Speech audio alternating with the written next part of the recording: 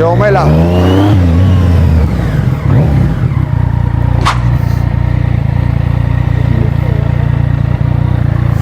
Bueno, entonces aquí vamos a hacer la comparación del antes y el después con la cadena. Miren, entonces aquí ya no tiene ningún movimiento, ya no hay forma de que esto se mueva.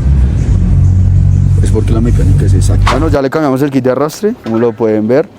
Ahora combina también con estabilizador de dirección y también combina con las barras. Quedó preciosa. Siento que se ve muy diferente. ¿Ustedes cómo la ven? Déjenme en los comentarios si les gusta. En el próximo video vamos a seguir viendo la serie de convirtiendo mi MT-09 en una moto única en Colombia. Recuerden, pueden escuchar Flow Lobo en todas las plataformas digitales y aquí se las dejo. Ya, bienvenidos al barrio. Life, Thug life, white life, Thug life in my life.